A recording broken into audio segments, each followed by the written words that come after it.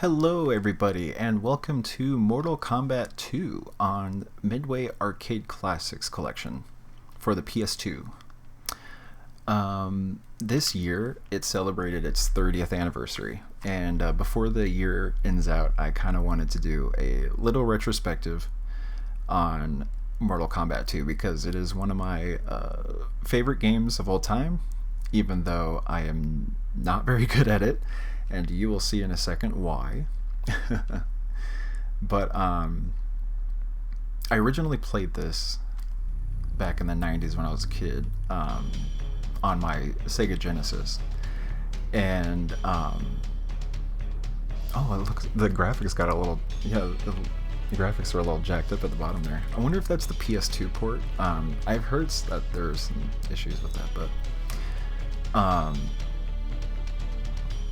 no, I played this on Sega Genesis, and on the 3-button controller, no less, so it wasn't the best time, but I was able to play with the Scorpion pretty good, so like, I know a couple of his moves, and maybe a fatality, if I can remember.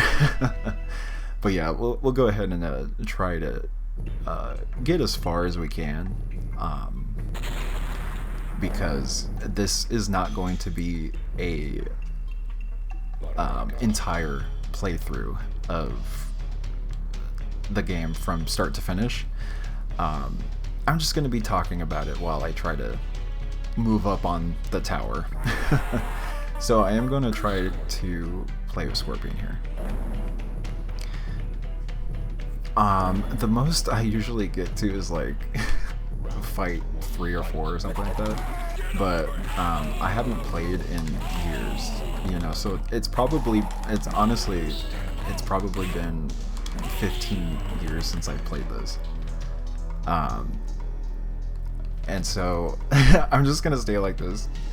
Let's see. Wow. Oh wow. Oh, is he gonna just I think he's just gonna yeah, I think he's just gonna do. Okay, so I heard that the AI in this game is ruthless and like unrelenting, and so the fact that he's not even attacking me right now is kind of weird. I'm just gonna let the timer run out because I'm gonna end up winning.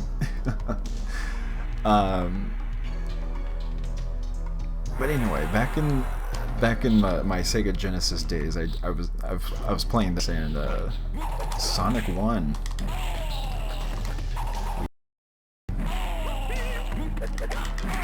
Oh shit.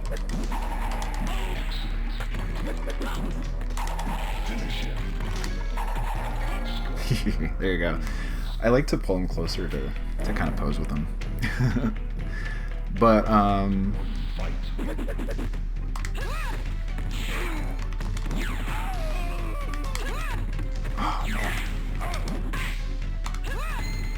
Wow, this is kind of nuts. Yeah, so this is a very difficult game, I tell you what. And most, the early games are very difficult. They are designed that way to get your money. You got to keep on putting in those quarters. Thank God that I don't have to do that anymore. Back in those times, it was pretty hilarious because it felt like we weren't even supposed to be playing this. This felt like just something was wrong, just like, but it's so cool. Like these were at Peter Piper Pizza, like Chuck E. Cheese, just like kids' arcades. It's kind of funny how something so violent was able to like get away. Well, I mean, there was a reason why the ESRB was made, but it's just still funny that it even was able to get that far. Is it just this port, or is the AI kind of broken here? Because my block button undid itself. Ay, ay, ay. So I am, no excuses, okay? But I am playing with a third-party wireless controller. So I definitely am getting that full, that full experience of being a player 2 with a Mad Catz controller. You know, those were the worst controllers. They never worked right. But they were so cheap, you know?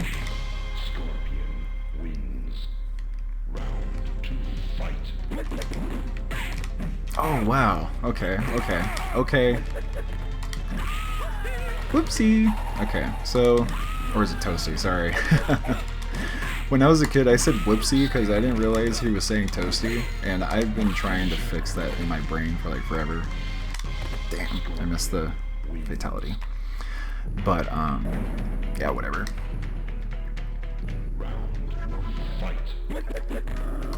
I remember on the Sega Genesis that the tower always seemed to have Baraka be the first player you fight with.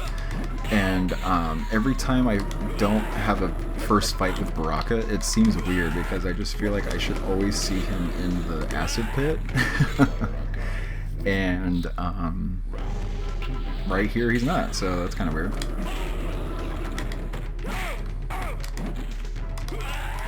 Speaking of Sega Genesis, I thought it was really cool that the original Mortal Kombat had that blood code on it, but I never played it when I was a kid on Sega Genesis. I played it with my cousins on Super Nintendo, so, you know, no blood at all. But we didn't play that as often as Ultimate Mortal Kombat 3. That was the shit, you know, like, it was super fun multiplayer, even more than this, because it was like such fast pace, so much more characters, and I could never beat it, so I always just like, after I got my ass beat by my cousins, I just like watched them finish the tower. And it was so cool because at the end, you know, there's that fatality showcase where it just shows you all of the fatalities of everybody. And this, oh, my controller's being stupid again. And of course, this was before the days of YouTube, so it was really cool that that was on cartridge, like a fatality compilation. And those are all over YouTube now. You know, just I used to love watching all of those fatality videos for like every game. Just like, you know, special move demonstrations. Just, it was really cool. I really liked the design of this game so much more than actually playing it, because I just don't have the, you know, that super dexterity to fight the crazy AI. But I mean, like, you have to cheese it, you know, you have to find a way to cheese it, and it's a lot of training to get that cheese, get that cheddar out there. Damn.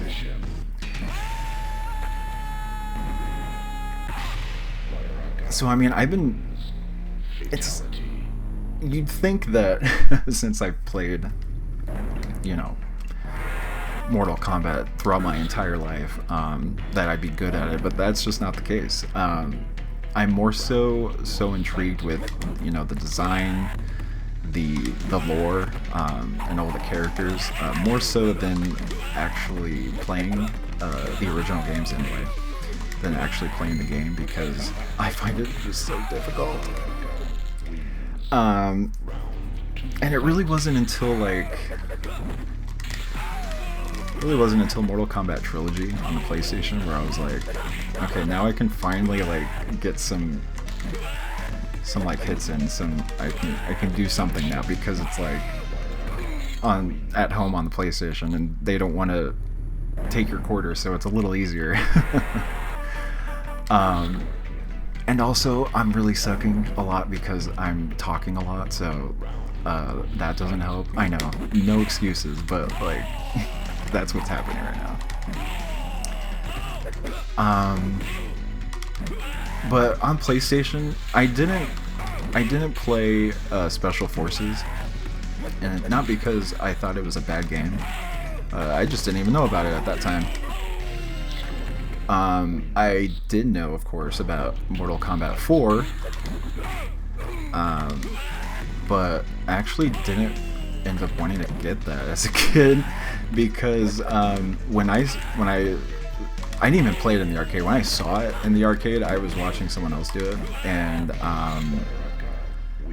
they performed or it was either a pit fatality or it was the game over screen where the character was falling down into the pit. But my little kid brain was just so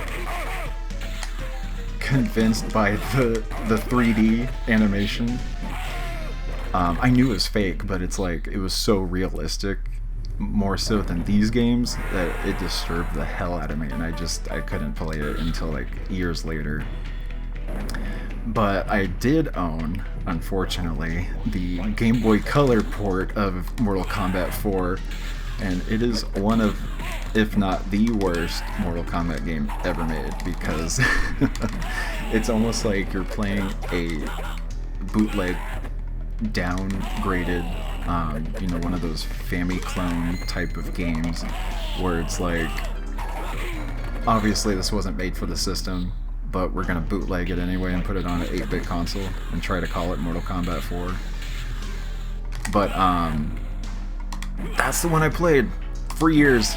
Unfortunately, I had that game for years, and I popped it in so many times, and it was so bad, but it was just like, it was so much fun. It was the Mortal Kombat game that I had for years, and this was before I got Mortal Kombat Trilogy, because by then I kind of traded in my Genesis, and I didn't have 2 anymore. I never got 3, so yeah, I played Mortal Kombat 4 for a long time until I got a PS2.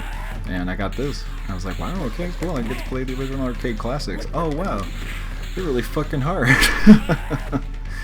So, here we are. Still not good at them. Still training. Because that's what's the cool part about this, is that it's like, yeah, you might suck, but there is always room for improvement. You can always train. Especially, off video, because, I'm talking so much, it's like a little more difficult to really train, but like, I'm doing pretty good, I feel like, comparatively speaking to my terrible skills. But, oh yeah, I made it happen. There you go. Made him fall off the spikes.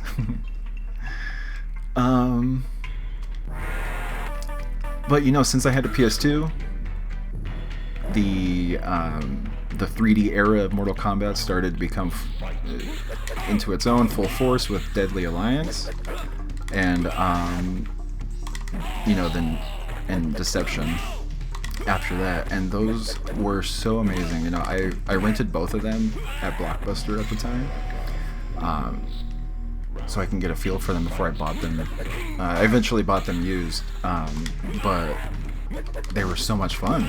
It was like some of the first Mortal Kombat games. They were at home. Again, they didn't need to be super hard to spend all your money, and I was able to actually get a hang of the gameplay more, because I was able to, I don't know, I just felt like I was able to have a more a better grasp on it, actually.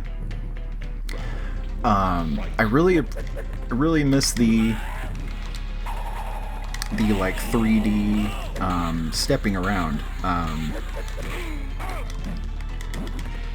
and the kind of like the fighting position moves, and or the fighting style changes, and like the ability to pull out a weapon and stuff like that.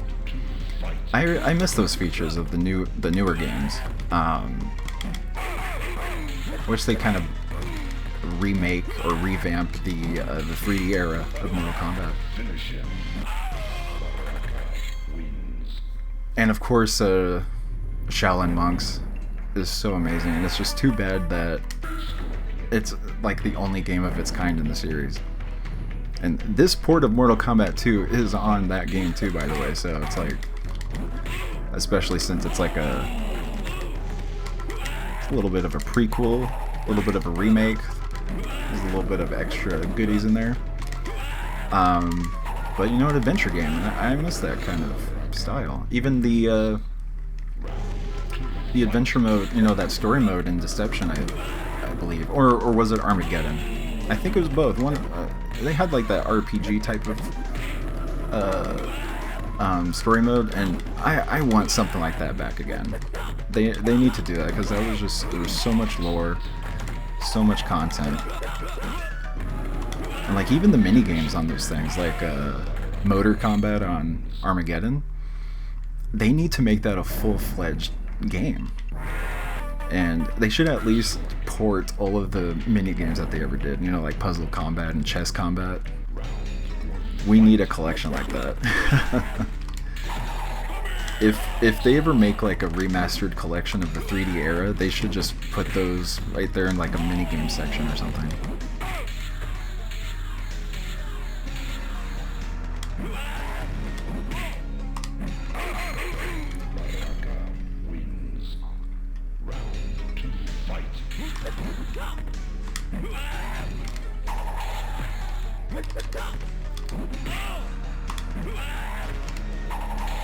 You know what, there was one Mortal Kombat game, you know, I wasn't the most fond of, but I didn't hate it, and it's Mortal Kombat versus DC Universe.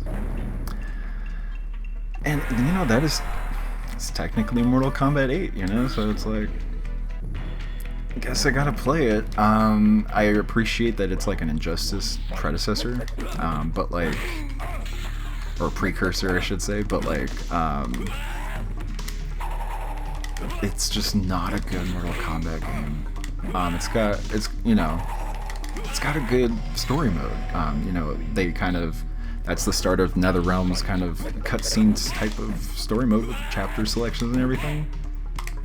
That would later go on to Mortal Kombat 9 and 10 and 11 and 1.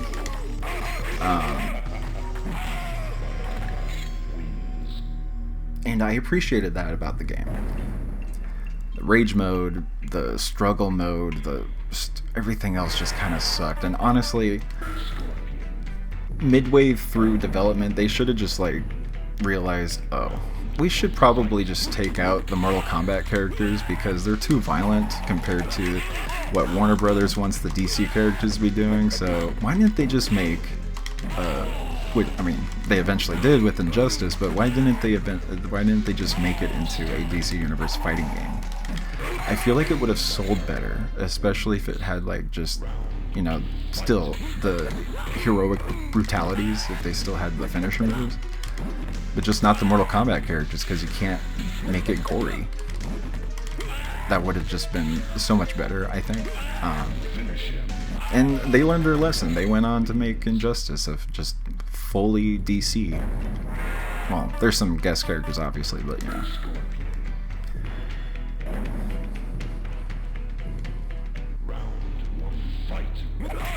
Ooh.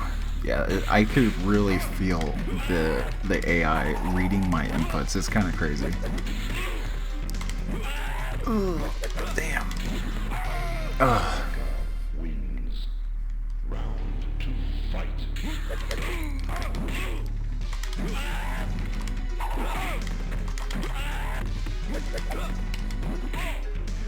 And just a couple years after this game, you know, the first Mortal Kombat movie came out, and it was, you know, one of the best video game movies at the time. Yeah, it was cheesy. It wasn't completely faithful. You know, they kind of ruined Scorpion and Sub-Zero's rivalry and just made them mindless slaves, but that's besides the point. They did a pretty good job, I feel like, adapting the story. And it is just too bad that they weren't able to get it violent enough. You know, there was some deaths, but you know, just it lacked that type of fan service, because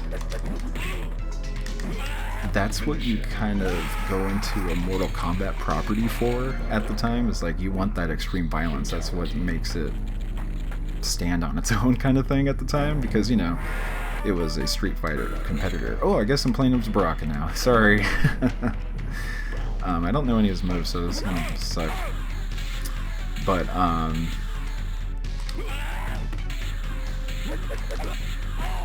that cliffhanger too, you know, like it's really too bad that the movie kind of sucked because that the sequel sucked. I mean, Annihilation. Because the cliffhanger to Mortal Kombat 1 is just so awesome. It's so cool.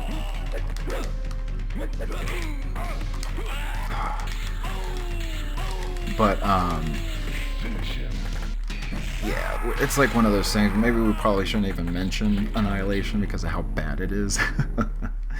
But like, what the funny part is with that movie is that it still feels like Mortal Kombat. It still has the skeleton of the story in there. There's a lot of lore. There's a lot of weird lore that they get wrong, like, you know, Raiden is Shao Kahn's brother. That's just false.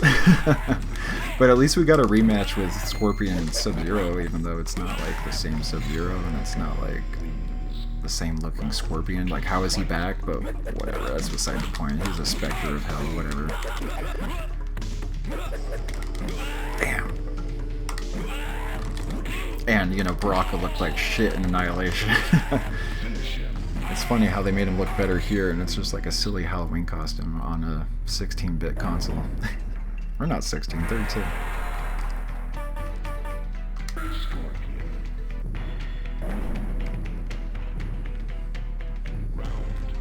You know, there was also that that stupid straight-to-video animated prequel to the first Mortal Kombat movie. It was so bad because, like, what it set up is still in the movie. It's not even a prequel. It's technically, because it's just like adapting like the first act of the movie. But it's also a little bit adapting the games too, because the characters look a little bit closer to their game counterparts. You know, there's these random terrible CG characters that are trying to fight. It looks terrible. And they look closer to like Mortal Kombat 3 design, so it's just like all over the place. It's not a good tie-in at all. It was cheaply made. Which is like, why did they even try to bother with that anyway? And I really think it was just like how crazy Mortal Kombat was popular, you know, with the kids. That they just like they knew that that it was hyper violent, but they knew that the kids liked it, and so unfortunately got a PG-13 Mortal Kombat movie. Thankfully they fixed that years later, you know, with the newest one, but it just wasn't the Mortal Kombat tournament yet, you know. It was like it was a prequel. You know, so it's like, okay, cool, I guess we'll get the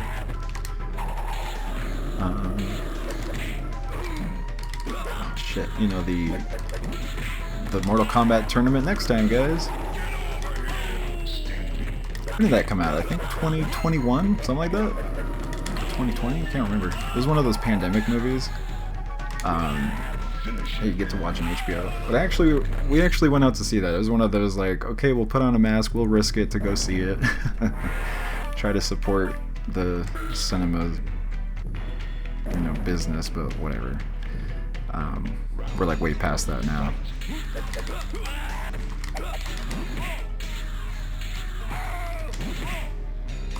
I know a lot of people actually didn't like that movie because of Cole Young, but I really liked what they did with that character. I do agree that that if they needed an audience stand-in character, that it should have just been Johnny Cage.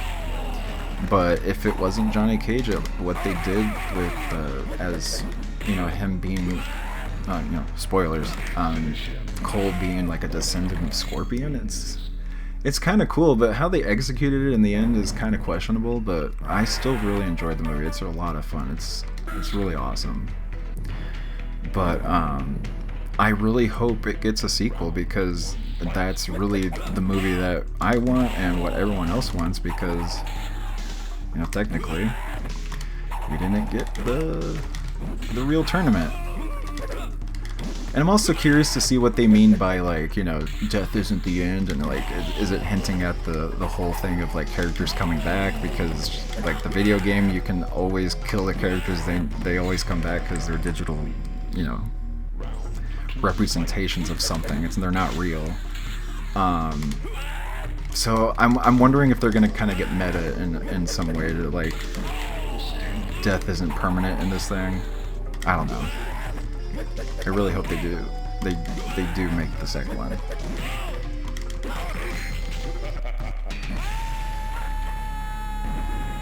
Boom. Ay ay ay. I hope someone's like keeping count of my death counter. Oh, sorry. I mean, keeping count of how many times I die. So I wish I could put a death counter.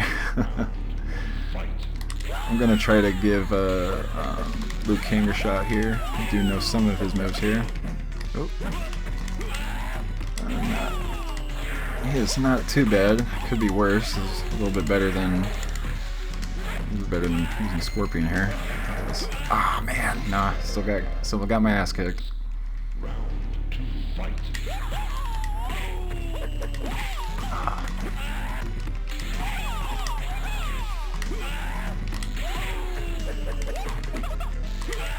Finish him. Wins. Ay ay ay. Well, guys, you know what? I think I'm gonna call it a night on this one. This is one of those games where it's like I could keep playing it over and over, because it's really addicting. The controls are so fun, the fighting is fun, but it's so damn difficult for me that I can't even get that far in it. I was rambling a lot during the video, so I mean that definitely didn't help. But again, no excuses. But I still love this game. It brings back so many good memories. It's so much fun. Alright, thank you guys so much for watching this video. I really appreciate it if you've made it this far. I appreciate you listening to my ramblings. I had a lot of fun doing this. So, again, thank you. Next time we're going to be taking a look at Dragon Ball Z Budokai 1 for the PS2. That's another one of my favorite games ever. I am a little bit better at that one, so it's going to be much more entertaining to watch, hopefully. It's another one of those games I'm rusty at, so we'll kind of see how it goes next time. But if you're interested, please subscribe and hit that bell for notifications, so you get notified when that Dragon Ball video gets uploaded. Again, thank you so much for watching, and I'll see you guys next time.